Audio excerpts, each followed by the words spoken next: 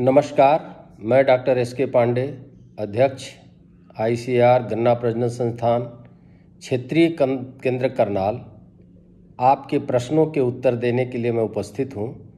अभी विगत 3-4 दिनों से मुझे लगातार कई फ़ोन प्राप्त हुए कि वाइट ग्रब, जो सफ़ेद लट एक गन्ने का प्रमुख कीट है, जो वर्तमान में पश्चिमी उत्तर प्रदेश के किसानों को चिंता हो रही है कि कृपया इसका प्रबंधन, इसका नियंत्रण बताएं, क्योंकि हमारी फसलें आगे जाके काफ़ी सूख जाती हैं। किसान भाइयों, आपको मैं बताऊं कि जिस कीट की बात चल रही है, वाइट ग्रब, जिसको सफ़ेद लट भी कहते हैं, इसकी सुंडियां मोटी मोटी होती हैं, झुर्रीदार शरीर होती है, इसके मुखांग काटने चबाने वाले होते हैं, स्केपलाइज्ड होते हैं, बड़े मोटे से होता है ये, जिसकी 3 जोड़ी टांगें भी होती हैं और पिछला पोर्शन काला होता है, और ये अंग्रेजी के सी के आकार में गन्ना की जड़ों में पाया जाता है। यह एक सर्वाहारी कीट है, सब कुछ हर फसल में भी लगता है, लेकिन अच्छाई ये थी कि यह गन्ना की फसल में नहीं पाया जाता था। यह गन्ना की फसल में वर्ष 2006-07 में लक्सर एरिया से शुरू हुआ था और उधर से होते हुए शामली, मुजफ्फरनगर, मेरठ, ये होते होते बुलंदशहर तक पहुंचा है। इसके आगे गन्ना की फसल में काफ़ी नुकसान हो रहा है। लखनऊ तक इसके द्वारा क्षति पाई जा रही है। उत्तर प्रदेश के पूर्वी उत्तर प्रदेश में यह कीट बहुत ज़्यादा नुकसान नहीं करता। जब 2006-07 में इसके द्वारा नुकसान शुरू हुआ था, तो फिर इस पर कार्यक्रम भी बनाया गया और विभिन्न चीनी मिलों को सलाह दिया गया कि आप प्रथम वर्षा, जैसे ही अप्रैल में, मई में, जून में पहली वर्षा होती है, उसके बाद 7 दिनों तक आसपास की झाड़ियों पर, पेड़ों पर कीटनाशी दवाओं का छिड़काव करें, जिससे कि ये खेत से निकलकर उसके प्रौढ़ ऊपर जाएंगे और खा के मर जाएंगे। और इसको किया गया। और वर्ष 2009 से वर्ष 2011 तक सिंभावली चीनी मिल के अंतर्गत मैंने भी शोध किया लगातार वहाँ से आके, और वहाँ मुझे क्लोथियानिडीन 50WDG नामक कीटनाशी रसायन का व्यवहार काफ़ी संतोषजनक परिणाम दिया। तो आगे मैं बताऊंगा किसान भाई कि इसकी जीवन लीला क्या है। जीवन लीला ये है कि अभी वर्तमान में खेतों के अंदर 1 से 2 फीट के नीचे इसके नर और मादा प्रौढ़, जिसको बिटल कहते हैं, बिटल मतलब गुबड़ेले की तरह होते हैं, गोल गोल 3 जोड़ी टांगे पाई जाती है, ऊपर इसके पंख बहुत कड़े होते हैं। ये जमीन के नीचे पीपा की अवस्था में भी पाए जा रहे हैं, और इसकी भगवान ने इसको ये बताया कि आप ज़मीन में पड़े रहना, और जैसे ही पहली बरसात हो, अप्रैल में, मई में या जून में, जब पहली बरसात गर्मी के बाद होगी, प्री मानसून रेन, तो तुम ज़मीन से निकलना। मुझे लगता है कि इधर हल्की बरसात हुई है अप्रैल में, और हमें उत्तर प्रदेश के किसान भाइयों को कुछ दिखा है लाइट पे आते हुए, तो इन्होंने मुझे फ़ोन किया।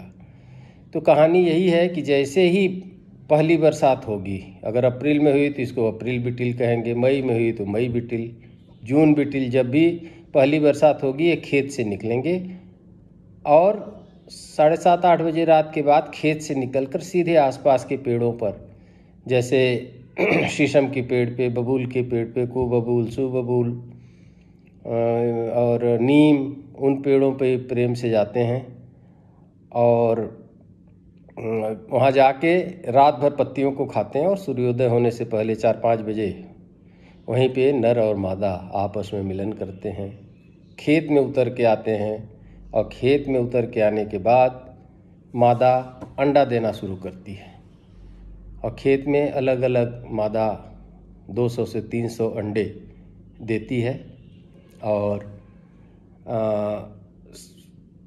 अंडे काफ़ी खेत में जब दे लेती है, अच्छा, यह क्रम कई दिन चलता है, रोज़ 1 हफ्ते तक खेत से उड़ के जाना, मीटिंग करना, आके अंडे देना।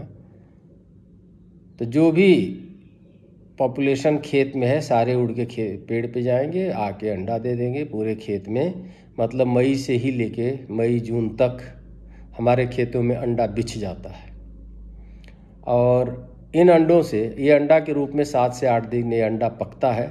पकने के बाद इसमें से सुंडियाँ निकलती हैं, छोटी छोटी सुंडियाँ निकलती हैं और आगे चल के तो बड़ी बड़ी बीच की उंगली के बराबर मोटी सी हो जाती हैं सफ़ेद।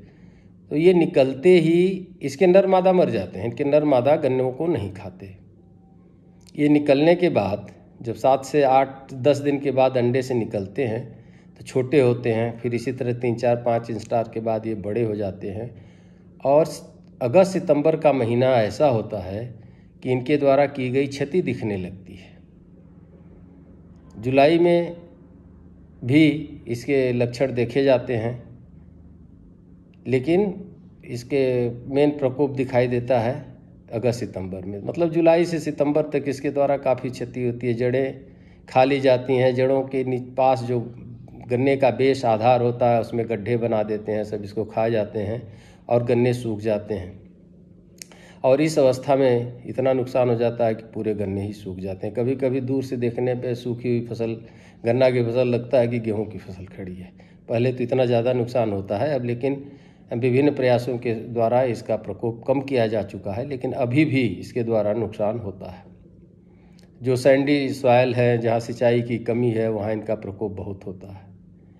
अब ये जो लार्वा है जिसको ग्रब कहते हैं, ये ग्रब जड़ पे ही पलते हैं, भूमि के नीचे जड़ों में पलते रहते हैं और 8 से 10 हफ्ते तक गन्ने की जड़ों को खाते हैं। और जड़ों को खाते खाते फिर ये प्यूपा में परिवर्तित हो जाते हैं और 2 से 3 सप्ताह तक ये प्यूपा के रूप में रहते हैं और 2-3 सप्ताह ये प्यूपा के रूप में रहते हैं। और प्यूपा के रूप में रहने के बाद ये 2-3 सप्ताह में ये प्यूपा में परिवर्तित होते हैं। अब परिवर्तित होने के बाद ये पूरे साल खेत में पड़े रहेंगे।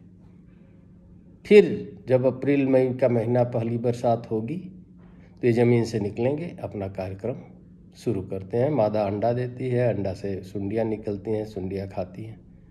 तो ये है इसका जीवन चक्र। तो इस जीवन चक्र का जानने का ये मतलब है कि अब पहली बरसात हो गई या पहली बरसात होगी। तो जैसे पहली बरसात अब होने वाली है जून में, तो हमें आप अपने चीनी मिल के अधिकारियों से रिक्वेस्ट करिए, अनुरोध करिए कि भैया हमारे खेतों में वाइट ग्रब एडल्ट अब खेत से निकलकर पेड़ पे जाएगा।